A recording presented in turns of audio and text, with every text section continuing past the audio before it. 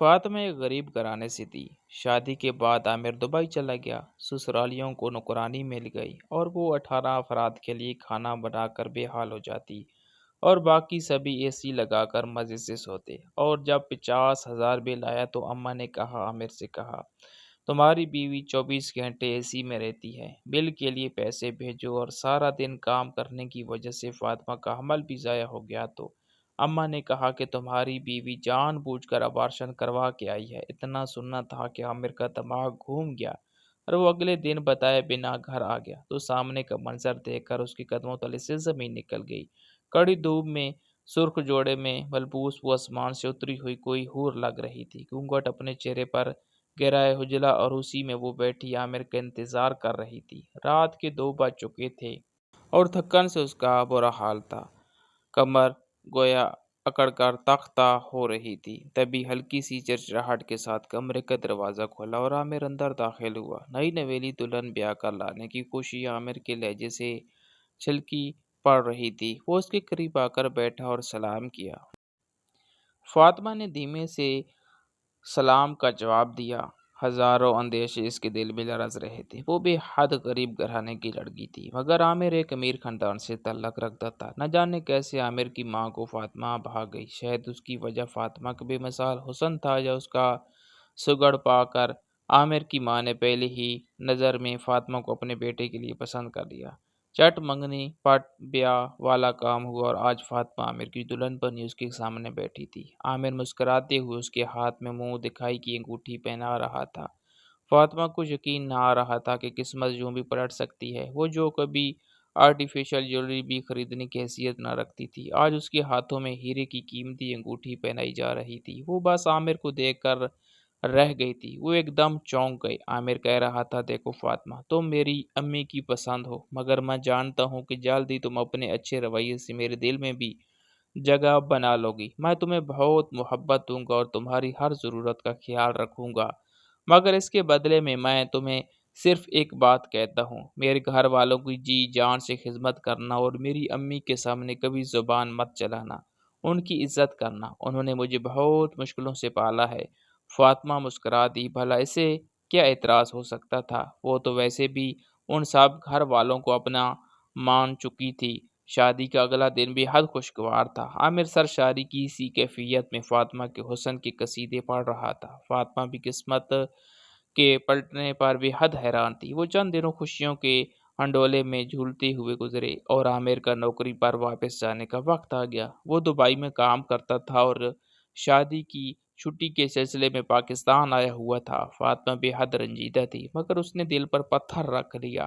اس نے سوچا، عامر چلا جائے گا تو کیا ہوا، آخر یہ سب بھی تو میرے اپنے ہیں۔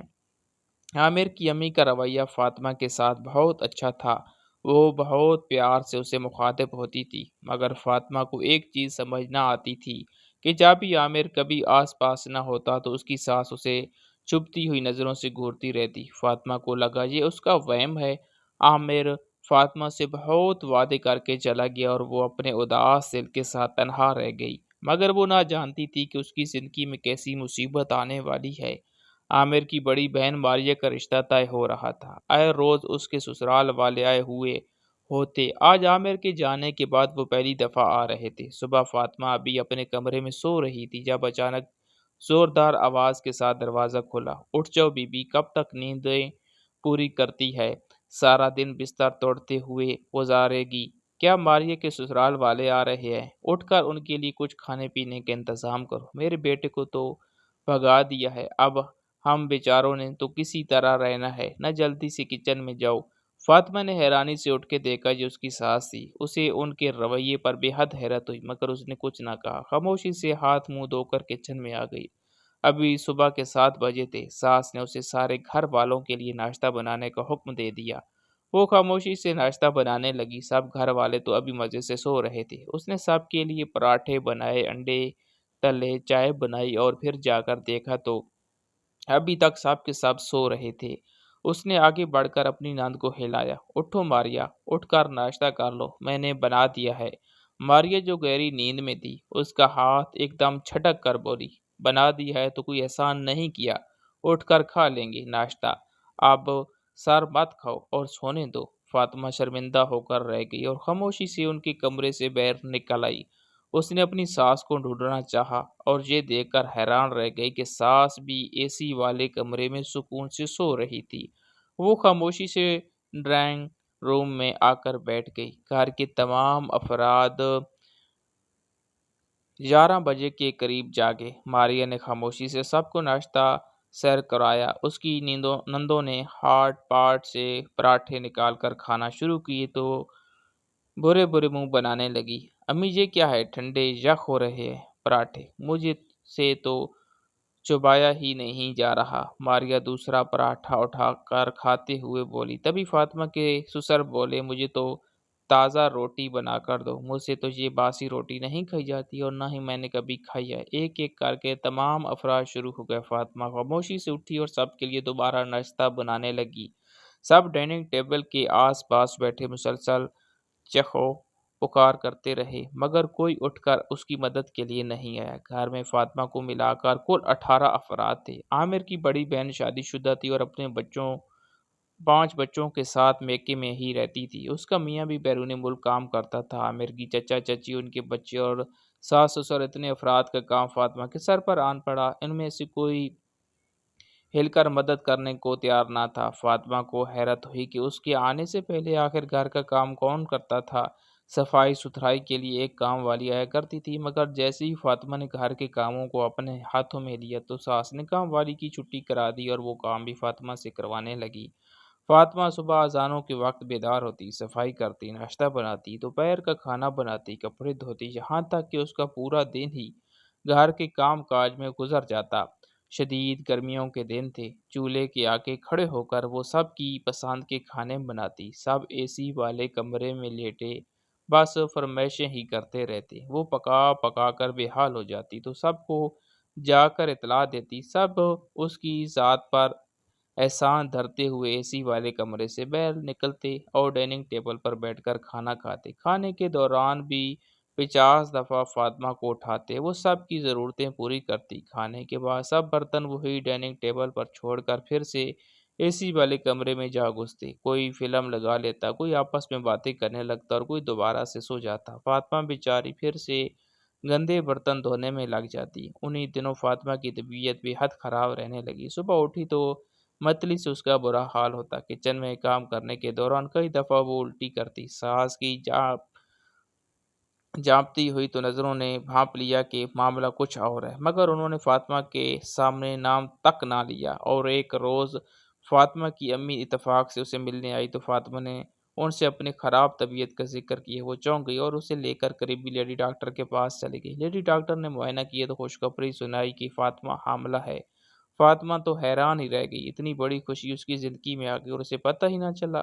اسی خوشگوار حیرت میں وہ ڈوبے ہوئے وہ گھر واپس ہوئی۔ وہ ڈاکٹر نے آرام کرنے اور کھانے پینے کا مشورہ دیا۔ بقول اس کے فاطمہ میں خون کی شدید کمی تھی۔ فاطمہ کی امی نے گھر آ کر فاطمہ کی ساس کو بتایا کہ فاطمہ حاملہ ہے اور ڈاکٹر نے اسے آرام کرنے کا مشورہ دیا ہے، بہتر یہی ہے کہ آپ کوئی کام والی رکھ لیں۔ فاطمہ کی ساس نے بے حد خوشی کا اظہار کیا اور کہنے لگی، ہاں ہاں بہن، یہ تو میری بیٹیوں جیسی ہے، بھلا میں اس سے اس حالت میں کام کیوں کرواؤں گی؟ میں آج ہی کسی کام والی کا بندوبست کرتی ہوں۔ فاطمہ کی امی مطمئن ہو کر چلی گئی۔ فاطمہ جیسے ہی کمر سیدھی کرنے کے لیے بیڈ پر لیٹی، اس کی ساس آ پہنچی۔ فاطمہ، کچھ مہمان آئے ہیں، اٹھ کر ان کے لیے چائے کا بندوبست کرو اور زیادہ لیٹنے کی ضرورت نہیں ہے۔ اس حالت میں کام کاج کرنا ویسے بھی صحت کے لیے اچھا ہوتا ہے۔ میں نے بھی بھرے پورے سسرال میں رہتے ہوئے 10 بچے پیدا کیے ہیں، تم کوئی انوکھا بچہ نہیں پیدا کر رہی کہ بستر سے لگ کر لیٹ گئی۔ فاطمہ حیرت سے ان کی جانب دیکھتی رہ گئی مگر کچھ نہ بولی اور خاموشی سے اٹھ کر مہمانوں کے لیے چائے کا انتظام کرنے لگی۔ اس کے حاملہ ہونے کی خبر سے گھر والوں کو کوئی فرق لگی نہ پڑا، انہیں تو کام کاج کے لیے نوکرانی چاہیے تھی، اسی لیے وہ فاطمہ خراب طبیعت، غریب گھرانے کی لڑکی بیاہ کر لائے تھے کے باوجود سارا دن کام کرتی رہتی۔ آخر کار اس کی ہمت جواب دے گئی۔ اسی رات جب عامر کا فون آیا تو اس نے کوشش کی دینے لگی کہ وہ اسے بتا دے کہ گھر میں کام کاج کی زیادتی سے وہ پریشان ہو رہی ہے، لیکن جیسے ہی اس نے عامر کو یہ کہا کہ اس کی بہنیں کچن میں اس کی مدد نہیں کرواتی تو عامر اچانک غصے میں آ گیا۔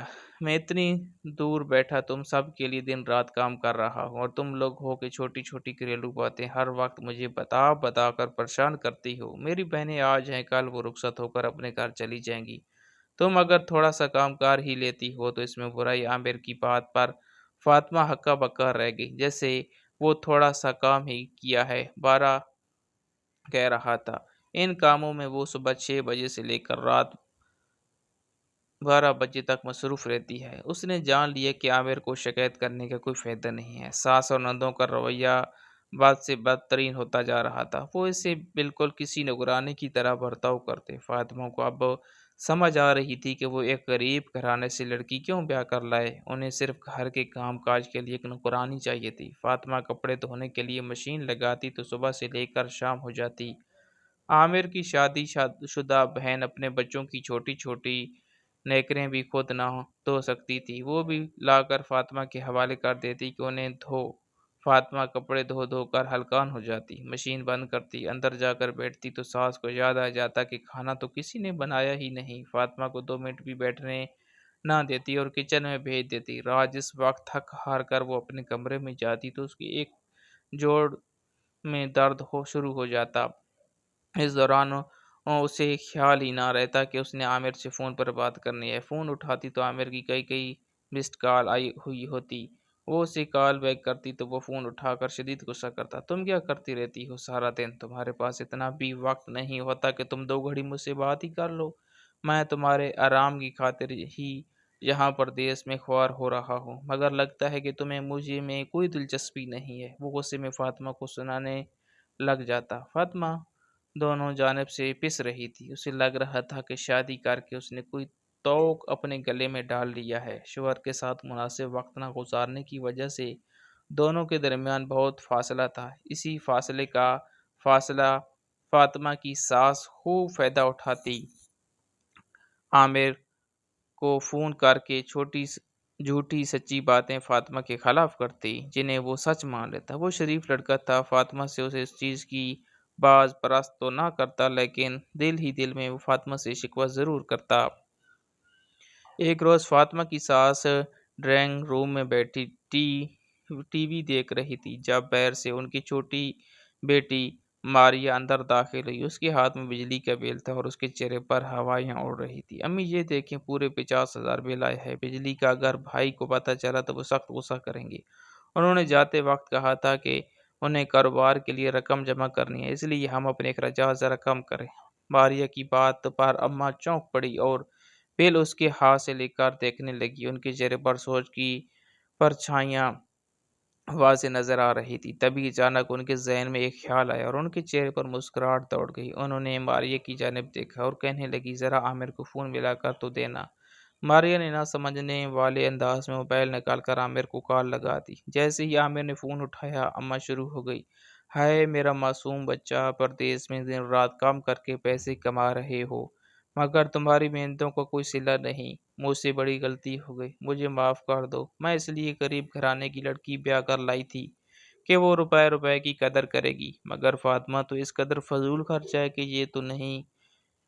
یہ تمہیں کنگال کر کر چھوڑے گی۔ عامر کو کچھ سمجھ نہیں آ رہا تھا کہ اماں کیا کہہ رہی ہیں۔ تبھی اس نے کہا، اماں ہوا کیا ہے، بتائیں تو صحیح، کیا کر لیا فاطمہ نے؟ اماں نے مسکرا کر ماریا کو دیکھا اور کہنے لگی، کرنا کیا ہے بیٹا، سارا دن اے سی لگا کر کمرے میں پڑی رہتی ہے، اگر میں کچھ کہتی ہوں تو رونے لگ جاتی ہے کہ میں حاملہ ہوں، مجھ سے کوئی کام نہیں ہوتا اور گرمی زیادہ لگتی ہے۔ اس کی حالت کی وجہ سے میں بھی زیادہ سختی نہیں کرتی، مگر حقیقت تو یہ ہے کہ دن رات اے سی چلانے کی وجہ سے بجلی کا بل 50,000 آ گیا ہے۔ تمہارے ابو کے پاس تو پیسے ہیں ہی نہیں، تم ہی کو پیسے بھیجنے پڑیں گے۔ بل کی رقم سنتے ہی عامر کی 14 طبق روشن ہو گئے، لیکن وہ اب کیا کر سکتا تھا؟ اس نے ماں کو تسلی دی کہ وہ پیسے بھیج دے گا، مگر اس کے دل میں فاطمہ کے خلاف ایک اگلے دن جب صبح صبح گھر میں فاطمہ کے سوا گرا سی لگ گئی۔ تمام افراد سو رہے تھے تو بڑی نند کے سسرال والے آدم کے فاطمہ نے جا کے سب کو اٹھایا تو سوجی ہوئی آنکھوں کے ساتھ سب اٹھے تو گئے، لیکن سب کے ہی موڈ خراب تھے۔ ماریا کے سسرال والے چاہتے تھے کہ انہیں حلوہ پوری کا ناشتہ کروایا جائے۔ بیچاری فاطمہ کو ہی شامت آئی جب ساس نے اسے حکم دیا کہ سارے کام چھوڑو، پہلے ماریا کے سسرال والوں کے لیے شاندار حلوہ پوری بناؤ۔ اس روز فاطمہ کو صبح سے ہی چکر آ رہے تھے، مگر وہ خاموشی سے کچن میں جا کر کھڑی ہو گئی اور پوریاں بنانے لگی۔ شدید گرمی تھی اور پسینہ ٹپک رہا تھا۔ تبھی نہ جانے اسے کیا ہوا، اچانک اسے زور کا چکر آیا اور وہ بے ہوش ہو کر زمین پر جا گری۔ دھڑام کی آواز سن کر ڈرائنگ روم میں بیٹھے ہوئے تمام افراد کچن کی جانب دوڑے۔ وہاں فاطمہ زمین پر بے حال پڑی تھی۔ اس کے آس پاس خون کا ایک تالاب سا بنا ہوا تھا۔ فاطمہ کی سانس کے اوزان خطا ہو گئے۔ انہیں یقین ہو گیا کہ جب عامر کو پتہ چلے گا کہ فاطمہ کا حمل ضائع ہو گیا ہے تو وہ شدید غصہ کرے گا۔ انہیں فاطمہ کو ہسپتال لے جانے سے زیادہ اپنے جھوٹ کے پکڑے جانے کی فکر تھی۔ ماریا کی ہونے والی ساس نے شور مچا کر فاطمہ کو ہسپتال پہنچا دیا۔ جب اس کی آنکھ کھلی اور اسے پتہ چلا کہ اس کا بچہ دنیا میں آنے سے پہلے ہی جا چکا ہے تو اس پر غم کا پہاڑ ٹوٹ پڑا، مگر وہ نہیں جانتی تھی کہ اس کے خلاف ایک اور سازش تیار ہے۔ اسی شام ساس نے اس کی ہسپتال سے چھٹی کروا لی اور اسے گھر لے آئی۔ فاطمہ کے گھر والے آئے تو فاطمہ انہیں کوئی بات بتا نہ سکی، بلکہ انہیں ٹال دیا کہ میں سیڑھیوں سے گر گئی، اسی لیے حمل ضائع ہو گیا۔ اس کی آنکھیں بار بار آنسوؤں سے بھر جاتی تھی۔ گھر والے چلے گئے تو فاطمہ کی ساس نے ایک بار پھر اسے چائے بنانے کی فرمائش کر دی، بغیر اس بات کا احساس کیے کہ ابھی بھی وہ ہسپتال سے گھر آئی ہے۔ فاطمہ کو شدید تکلیف تھی، مگر اس کے باوجود وہ ہمت کر کے اٹھی اور کچن میں جا کر کھڑی ہوئی۔ وہ جانتی تھی کہ اس گھر میں اس کی کوئی حیثیت نہیں ہے، اس کا شوہر اس کی بات پر بھروسہ نہیں کرتا اور یہاں جو لوگ تھے انہیں بہو نہیں نوکرانی چاہیے تھی۔ فاطمہ کی ساس نے عامر کو فون کر کے اطلاع دے دی تھی کہ فاطمہ ابھی بچے کی پیدائش نہیں چاہتی، اس لیے جا کر ابارشن کروا آئی۔ عامر کا خون کھول اٹھا اور اس کا دل چاہا بھی اور اسی وقت جا کر فاطمہ کا گلا گھونٹ دے۔ اس نے بغیر کچھ کہے فون رکھ دیا۔ فاطمہ کی ساس مطمئن ہو گئی کہ عامر کو سچائی پتہ نہیں چلی، مگر دوسری جانب عامر نے اپنے اسی روز کی ٹکٹ کروا لی تھی۔ سارے کام چھوڑ کر وہ اگلے دن پاکستان آ پہنچا۔ اس کا ارادہ تھا کہ جاتے ہی فاطمہ کو طلاق دے کر اپنی زندگی سے نکال دے گا۔ بغیر کسی کو اطلاع دیے کڑکتی ہوئی دوپہر میں جس وقت وہ گھر کا دروازہ کھول کر اندر داخل ہوا، کھانا پکنے کی خوشبو اس کی ناک سے ٹکرائی۔ کتنی شدید گرمی میں میری بیچاری ماں کچن میں کام کر رہی ہے اور فاطمہ اندر اے سی والے کمرے میں آرام کر رہی ہوگی۔ وہ اس لائق ہی نہیں کہ اسے اپنی زندگی میں رکھوں، آج ہی اسے طلاق دے کر فارغ کر دوں گا۔ جس عورت نے میرے گھر والوں کی عزت نہیں کرنی، اسے میری زندگی میں رہنے کا کوئی حق نہیں۔ شدید غصے میں یہ سوچتا ہوا عامر جس وقت کچن میں داخل ہوا تو اس کے پیروں تلے سے زمین نکل گئی۔ سامنے ہی فاطمہ کھڑی کھانا پکا رہی تھی۔ اس نے دونوں چولہوں پر ایک ایک ہانڈی چڑھا رکھی تھی۔ اس کا لباس پسینے میں بھیگا ہوا تھا۔ اسے یاد آیا، اماں نے اسے بتایا تھا کہ کل ہی فاطمہ نے اپنا ابارشن کروایا ہے اپنی مرضی سے۔ ابارشن کے اگلے ہی روز وہ کچن میں کھڑی ہو کر کام کس طرح کر سکتی ہے؟ وہ بار بار اپنی کمر پر ہاتھ رکھتی تھی جیسے اسے شدید تکلیف تھی، کبھی ماتھے سے پسینہ صاف کرتی۔ اس نے ایک پرات میں بہت سا آٹا نکال کر رکھا ہوا تھا، شاید ابھی اسے آٹا گوندنا تھا، یقیناً پھر ہم روٹی بھی بنانی ہوگی۔ عامر کو کسی گڑبڑ کا احساس ہوا اور وہ عقل مند لڑکا تھا، بغیر کوئی آہٹ کیے وہ اندر بڑھ گیا۔ اندر پورے گھر میں خاموشی تھی، ادھر ادھر نظریں دوڑاتا ہوا وہ آگے بڑھ رہا تھا۔ گھر کے بڑے کمرے میں 2 ٹن کا اے سی لگا ہوا تھا۔ عامر نے دھیرے سے کمرے کا دروازہ کھولا اور اندر نیم اندھیرا تھا۔ گھر کے تمام افراد اس بڑے کمرے میں سو رہے تھے۔ تبھی فاطمہ کی ساس کو لگا کہ فاطمہ دروازہ کھول کر اندر آئی ہے۔ انہوں نے پلٹے بغیر ہی زور سے آواز لگائی، آ گئی مہارانی صاحبہ کھانا پکا کر۔ کتنی بار کہا ہے کہ جب کھانا تیار ہو جائے تبھی آ کر آواز لگایا کرو، میری بچیوں کی نیند خراب ہوتی ہے، لیکن تم ہو کہ سنتی ہی نہیں۔ اب اگر میں کچھ کہوں گی تو تم شور مچا دو گی کہ کل ہی میرا بچہ ضائع ہوا ہے اور آج ساس نے کام پر لگا دیا، تو بی بی سن لو کہ تمہیں بیاہ کر ہی میں اسی لیے لائی ہوں کہ تم سے گھر کے کام کاج کراؤں، ورنہ مجھے تم جیسی غریب لڑکی کی کوئی ضرورت نہیں تھی۔ میرے بیٹے کے لیے ایک سے ایک اعلیٰ خاندان کا رشتہ موجود تھا۔ اب جاؤ اور جا کر کھانا پکاؤ اور اس کے بعد گھر کی صفائی بھی کر لینا۔ رات کو ماریہ کے سسرال والوں نے آنا ہے، ان کے لیے کم از کم 3-4 ڈشیں بنانی ہیں۔ پچھلی بار کی طرح 2 کھانے بنا کر سامنے مت رکھ دینا۔ فاطمہ کی ساس اپنے ہی خیال میں بولتی چلی گئی۔ یہ جانے بغیر کے دروازے میں کھڑے ہوئے عامر کے اوپر تو وہ پہاڑ ہی ٹوٹ پڑے تھے۔ فاطمہ کی ساس کہہ کر دوبارہ سے سو گئی۔ عامر نے نظریں دوڑائی۔ گھر کے تمام افراد انتہائی سکون سے لیٹے ہوئے تھے۔ صرف ایک فاطمہ ہی تھی جو اس شدید چلچلاتی ہوئی گرمی میں کچن میں ان سب کے لیے کھانے کا بندوبست کر رہی تھی۔ وہ جان گیا تھا کہ اس کی غیر موجودگی میں اس کی بیوی کے ساتھ کیا سلوک کیا جاتا ہے۔ وہ شرمندہ ہوتا ہوا خاموشی سے پلٹ گیا۔ کچن میں فاطمہ ابھی تک کھانا پکا رہی تھی۔ عامر نے اس کے قریب جا کر دیکھا۔ وہ پسینے سے بھیگی ہوئی تھی اور ہولے ہولے لرز رہی تھی۔ کل ہی اس کا حمل ضائع ہوا تھا اور آج وہ 18 افراد کا کھانا پکا رہی تھی۔ عامر کا دل اس زیادتی پر دکھ کر رہ گیا۔ اس نے فاطمہ کو پکارا۔ وہ چونک کر پلٹی۔ اس کی آنکھوں آنسوؤں سے بھیگی ہوئی تھی۔ عامر نے بغیر کچھ کہے اس کے سامنے ہاتھ جوڑ دیے۔ مجھے معاف کر دو فاطمہ، میری آنکھوں پر بندھی پٹی اتر گئی ہے۔ اپنی تیاری کر لو، تم اب یہاں نہیں رہو گی بلکہ میرے ساتھ جاؤ گی۔ اس کی آنسو صاف کرتا ہوا عامر کہہ رہا تھا اور فاطمہ کو یقین نہیں آ رہا تھا کہ قسمت اس پر مہربان ہو گئی ہے۔